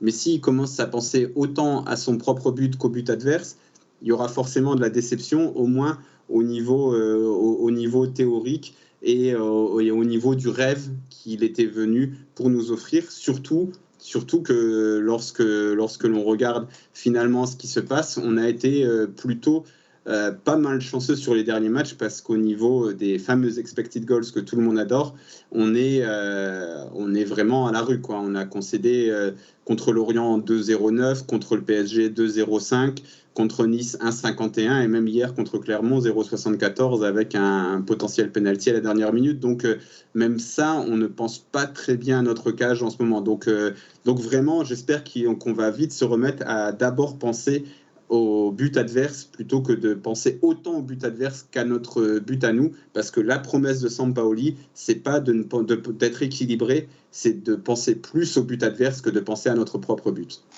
Les amis, il nous reste 5 petites minutes d'émission. Je voulais parler des individualités, et surtout une, mine de rien, qui commence à s'installer durablement dans le 11 de départ, qui fait ses Je sens matchs, que je vais selon pas aimer moi. ce débat. Paul Lopez, Mais mes merde. amis, 7 clean sheets en 12 matchs, toutes compétitions confondues, depuis qu'il s'est installé dans les cages de l'Olympique de Marseille. Est-ce que c'est dû à son talent? Est-ce que c'est dû à la solidité défensive de la ligne devant lui? Quel est votre avis sur ce gardien maintenant qu'on a un peu le recul par rapport au temps de jeu qu'il a disputé? Très vite, parce Vas-y, que... on t'a pas Ah, entendu, vas-y, François. vas-y. Vas-y. Rassurant. Bon, moi, j'avais pas forcément d'avis avant son arrivée, donc j'attendais de voir.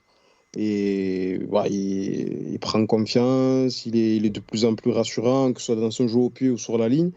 À quelques reprises, même hier encore, il a été présent, il a été solide, il a eu la main ferme. Donc, non, rassurant. Et je pense que ça va être très, très compliqué pour l'ami d'Idriss de retrouver sa place dans le 11 de départ à l'OM cette saison.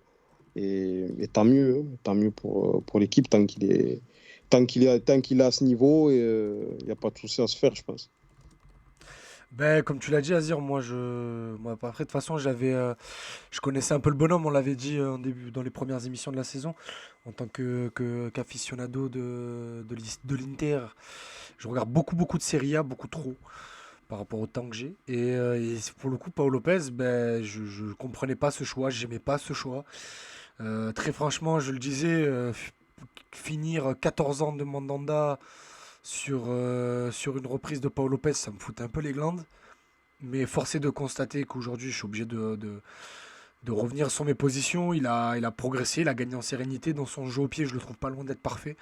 Surtout quand on voit certains parpaings qui lui sont remis, là, le contrôle solide. Il fait d'excellents arrêts. Moi, j'ai souvenir de ce match contre Lorient à domicile où on finit à 4-1. Mais à un partout, il y a une double occasion de l'orienter qu'il sauve avec 2 arrêts très difficiles, avec une main sous le buste. Une main droite sous le buste qui est très très dure à aller chercher. Il va la prendre contre Paris, il fait l'arrêt qu'il doit faire. Il a toujours 1 ou 2 arrêts à faire par match, il le fait. Ama parlé, est-ce que c'est grâce à sa solidité défensive? Oui, c'est sûr que quand tu as une défense comme ça, avec Chaita Tsar qui est très très bien revenu, et surtout William Saliba, tu as un peu moins de travail. Surtout que le bloc est un peu plus bas par rapport au début de saison. Mais quand les arrêts qu'il a à faire, il les fait. Il n'est pas pour rien sur les 3 matchs nuls qui se sont succédés, Lazio, Paris et Nice. Mais après, voilà, il y a un joueur qui est en train de trouver ses marques, Paul Lopez. Il y a un joueur qui a retrouvé ses marques, Chalet Tatsar. Et il y a un joueur, si on est en train de se demander Où sont ses marques? C'est Gerson par rapport au match d'hier. Donc je me mets à la place d'Ama. Gerson, Si j'aimerais bien avoir les gars Azir et Merwan. Enfin non, parce que du coup, bon, excusez-moi, je viens de voir un message de Merwan. Les gars, Merwan doit nous quitter. J'espère que c'est pas trop grave. Donc on vous tiendra au courant. Voilà, bon, bonne soirée. Et ben Mourad et Azir, du coup, sur le cas Gerson, je vous invite à aller voir. J'ai retweeté il y a 2 3 jours un article de Lorenzo Asni qui travaille pour le Figaro, qui a fait un article sur Gerson qui était très intéressant, mais c'était avant le match d'hier. Par rapport au match d'hier, les gars, je sais pas ce que vous en pensez. Moi, j'ai envoyé une grosse plaidoirie sur le plateau du Phocéen pour essayer de comprendre et d'expliquer son jeu. Mais j'aimerais avoir votre avis. si je peux juste répondre avant Azir et Mourad, ensuite je les laisse parler. Gerson, si vous m'avez entendu depuis le début de la saison, pardon, sur Passe ton ballon, je suis l'un de ceux qui étaient, comment dire, hypé par son arrivée, vu son CV, international brésilien, joueur majeur de Flamengo, qui est peut-être la meilleure équipe d'Amérique du Sud ces 3 dernières années. Ensuite, comme pour chaque joueur, je suis patient, il y a un temps d'adaptation, surtout pour des Sud-Américains qui viennent en France, etc. Mais là, il y a un truc qui m'agace avec lui. Ah bah Ah, bon les gars, je sais pas si le problème vient de Skype ou de moi, mais on a perdu Ama. Est-ce que les autres... Ouais, on a perdu Skype, les gars. Donc je vais relancer l'appel. Toutes mes excuses, les mecs. Ah, Ah, moi, je allô? l'entendais parfaitement. Ouais, moi, je l'entendais bien. Ah bah donc on Moi a aussi, je perdu... l'entendais bien. Moi, je vous ai perdu. Complet. Donc Ama... Oui, je Ah suis voilà. là. On t'a perdu au début de ta phrase, c'est-à-dire j'ai été un de ceux et après on t'a perdu. Je refais donc Gerson pour ceux qui m'écoutent sur Passe ton ballon depuis le début de la saison. Je suis donc l'un de ceux qui étaient hypés par son arrivée, vu son CV, international brésilien, joueur majeur de Flamengo, qui est l'un des meilleurs clubs d'Amérique du Sud, peut-être même le meilleur sur les 2 3 dernières années. Mais là, il y a un truc agaçant avec lui ces derniers matchs, c'est qu'il peste beaucoup, mais genre beaucoup, beaucoup envers ses coéquipiers, en pestant sur les appels qu'ils doivent faire, sur les ballons qu'ils envoient, etc. Et lui, parallèlement, il dégage de la nonchalance, tu vois, c'est énervant, alors que les qualités techniques sont là, notamment son jeu, sa protection de balle, certaines passes qui cassent les lignes, mais malheureusement, par rapport à l'investissement, on est toujours obligé de revenir à ça, il montre trop peu. Je ne suis pas en train de donner un jugement définitif, ça fait juste quelques mois qu'il est arrivé, et j'espère qu'il va exprimer tout son potentiel à Marseille sur le reste de la saison. Mais là, par rapport à ce qu'il montre, je trouve qu'il se montre un peu trop virulent par rapport à ses coéquipiers, et je trouve ça vraiment désagréable.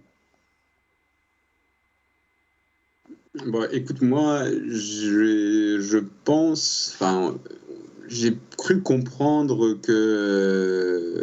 j'ai cru comprendre, ouais, qu'il avait très bien commencé son arrivée à Marseille, tout ça, et que après sa sélection, qu'il était revenu de sélection avec un petit peu une attitude différente, tout ça. Tout à Donc, fait. il faudrait peut-être qu'il revienne à une autre attitude. On se souvient qu'il s'était notamment énervé, enfin qu'il avait très mal pris son remplacement face à Lille, où il était atroce. Et j'étais dans les tribunes et il était vraiment nul à Lille. Vraiment, je pense que c'est Atroce. ce match. Et contre le Lokomotiv aussi, il fait la tête quand il sort, il me semble, non? C'est possible. Et dans tous les cas, il faut qu'il revienne à une autre attitude par rapport à ce que tu as dit. Mais moi, j'ai du mal à. J'essaye, enfin, je l'ai fait un petit peu là, mais j'essaye de ne pas le juger, de lui laisser le temps, de me dire peut-être que ça va venir. Je ne comprends pas ce joueur pour le moment, je ne comprends pas exactement ce qu'il apporte sur le terrain, certains matchs, en début de saison, par exemple, contre Bordeaux, je voyais qu'il faisait des appels en profondeur que les autres ne faisaient pas. Je me disais, ah bah tiens, c'est bien, il apporte ça. D'ailleurs, une marque où il fait une passe décisive sur ce match.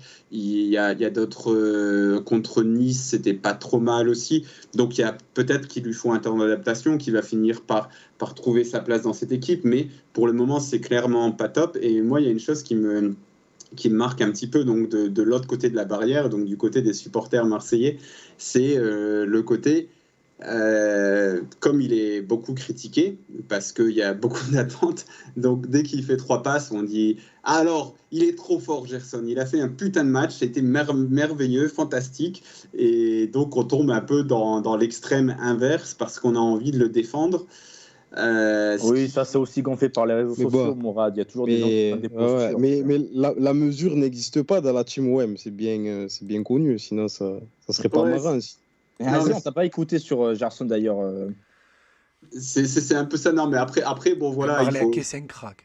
Ce serait bien qu'on essaye d'apporter ça, quoi, de leur dire bon ben voilà, c'est pas, on le brûle pas, peut-être que ça va être un super joueur, etc. Mais il faut pas non plus dire qu'il casse tout, quoi. Il a été pas trop mal sur 1 ou 2 matchs, il a été plutôt très mauvais sur pas mal de matchs. On espère qu'il va faire mieux, mais enfin moi je comprends plus parce que c'est de ma faute. J'essaye de dialoguer avec les gens de manière complètement ouverte. Et quand je vois des choses et j'arrive pas à prendre les gens de haut, à me dire ouais, ok, bon, tu fais des conneries, tu racontes n'importe quoi, c'est pas grave, c'est de ma faute. Je vais être plus condescendant parce que c'est une chose qu'on me dit par moments que je suis condescendant, mais en fait je vais vraiment le devenir. Donc préparez-vous. Idriss, je te réponds plus. Azir, Non, mais ouais, ton moi, avis, ça sera le mot de la fin. Gerson, je le connaissais pas plus que ça avant son arrivée, mais j'ai l'impression que il n'est pas forcément bon. Tout n'est pas parfait, loin de là, vous l'avez très bien dit. Après, peut-être qu'il faut un temps d'adaptation, mais j'ai l'impression qu'il n'est pas forcément mis dans les meilleures conditions aussi. De par son positionnement, je ne sais pas quelle consigne il a de la part du staff, mais Maes, je le connais un peu plus, Idriss Mourad aussi peut-être, mais apparemment, c'est plus, j'ai l'impression de par ses qualités, de ce qu'on voit, il serait plus à l'aise devant la défense dans une position axiale. Il a dit lui-même. Donc, et là, il évolue dans Il une a autre dit que c'était un position. volanche. Merci Ça, pour l'accent. Non, mais ça, c'est une private joke entre Mathieu, Ama et moi. Je suis désolé, mais ça me faisait rire de le dire. Et donc là, il évolue dans une autre position, et donc forcément avec d'autres demandes, d'autres contraintes, d'autres éléments qu'il doit apporter. Mais quand il touche le ballon, je sens quand même qu'il a du ballon, qu'il est plutôt à l'aise techniquement. Mais voilà, encore une fois, hein, on parle beaucoup de contexte, de contexte qui vont permettre aux joueurs de s'épanouir. Et lui, j'ai pas trop l'impression sur le terrain qu'il est dans les meilleures conditions pour s'épanouir, au-delà du fait qu'il est brésilien, donc qu'il arrive de l'étranger, qu'il s'adapte à la ville, au club, etc., etc. Et donc, ça ne facilite pas forcément les choses pour lui, même si, évidemment, il doit faire plus. Et comme vous l'avez dit, au niveau de son attitude, il n'a pas... Si j'étais joueur, de par ce qu'il dégage de ce qu'on voit de lui sur le terrain, si j'étais son coéquipier, voilà, Des grandes claques dans sa bouche, c'est ça ce que tu veux dire? on n'irait pas jusque-là, mais bon, des Mais fois, pas il loin, est mais pas loin. son langage corporel, on va dire, il n'est pas tout le temps positif. Alors Voilà, que lui, alors il n'est pas... pour ceux qui connaissent pas Passe ton ballon, ceux qui connaissent, voilà, pas besoin de faire la traduction, mais ceux qui connaissent pas Passe ton ballon depuis l'année dernière, Azir est quelqu'un de très poli. Mais mais je vais vous faire la traduction. Il veut dire que si c'était son coéquipier, il l'aurait attrapé dans le vestiaire, il lui aurait dit écoute-moi, mon cousin, tu vas le lâcher son ballon beaucoup plus vite que ça et tu vas faire les replis quand tu veux, c'est bon? Après, il me tue quand il fait ses protections de balle. Là. Quand il met le ballon, il met la semelle sur le ballon et après, il bouge plus. Non, mais après, c'est un joueur qui a des qualités, mais peut-être que ça Oui, prendra bien sûr, du mais temps. attends, Mais là bon. on rigole, ça fait 10 minutes qu'on le descend, entre guillemets. J'espère qu'il sera mis dans les meilleures conditions. C'est un joueur qui a énormément de talent et ça se voit. Et le problème, c'est qu'on n'arrive pas. Lui, il fait pas les efforts de se mettre dans le moule. Et peut-être que le moule lui est pas forcément adapté aussi. Donc il y a un truc qui se passe pas, mais on voit que c'est un très très très bon joueur. Ça, personne ne peut le nier pour l'instant. Mais tu sais, les protections de balles, à un moment hier, il m'a fait penser, tu sais, quand tu jouais avec les grands, que tu avais 10 ans et que tu jouais avec les grands et que tu les fatiguais, que tu essayais de leur prendre le ballon et qu'ils te poussaient comme ça, ils étaient là avec la semelle. Et à un moment, tu les fatiguais, ils faisaient une passe en retrait.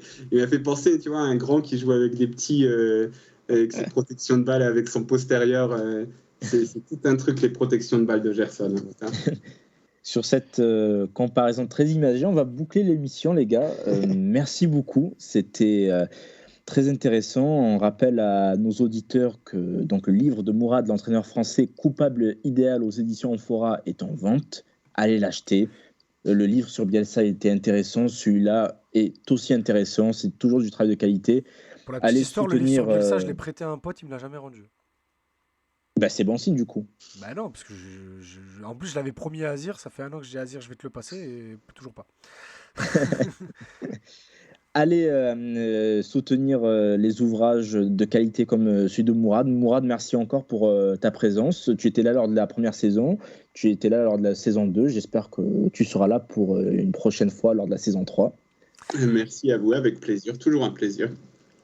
De notre côté, on se retrouve la Ama, semaine prochaine. Oui, avant, justement, c'est juste par rapport à ça. La semaine prochaine, on a 2 thèmes d'émission, les amis. On va voir qui on pourra avoir les émissions. Quoi qu'il arrive, vous aurez les 2 dans la saison. Alors, on aura soit une émission dédiée sur la cellule féminine de l'OM. On est en train d'essayer de caler un invité, c'est surtout Merwan qui y travaille, où on va vous raconter un peu tout ce qui se passe par rapport à cette cellule féminine qui a été ouverte en 2012, ils ont fait quoi, 3 saisons en Ligue 1 seulement en 10 ans, bon bref. Ou alors soit on fera un retour sur les années Courbis de 99 à 2001, ou enfin plutôt de 98 à 2001, à 2000 pardon, avec l'ami Romain Canici du Phocéen qui sera avec nous, au moins pas de jaloux. On fait une émission Football Club de Marseille, une émission Phocéen. Mais ça, tout dépendra de ce qu'on peut faire avec les invités, et surtout Romain qui a sa nouvelle émission sur BFM Marseille s'il est dispo. Sinon, Ama, grande annonce. Mathieu et Merwan ne sont pas là, mais on va le faire pour eux. Bientôt, sur Passe ton ballon, on vous réserve une série de 3 émissions exceptionnelles. Et on va avoir besoin de vous.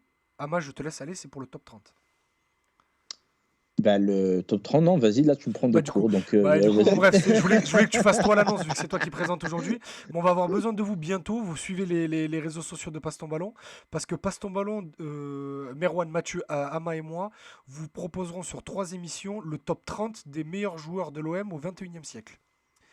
Donc voilà, on comptera sur vous pour faire votre classement, on fera le nôtre, et ensuite on fera les émissions en live de 30 à 20, de 20 à 10 et de 10 à 0, enfin de 10 à 1 plutôt, et où on essaiera de classer les meilleurs joueurs, enfin les plus grands joueurs de l'OM au 21e siècle, et ça risque d'être très très drôle les amis. Voilà, c'est bah, pour le parfait. programme, les programmes sur les 3-4 prochaines semaines. Bah, tu as été complet. Donc nous, du coup, on se retrouve soit lundi, soit mardi. Comme vous savez, on vous annonce ça toujours un peu 48 heures, 72 heures avant. Restez connectés. Merci encore de nous écouter sur toutes les plateformes d'écoute et à très bientôt. Bonne soirée tout le monde. Oh.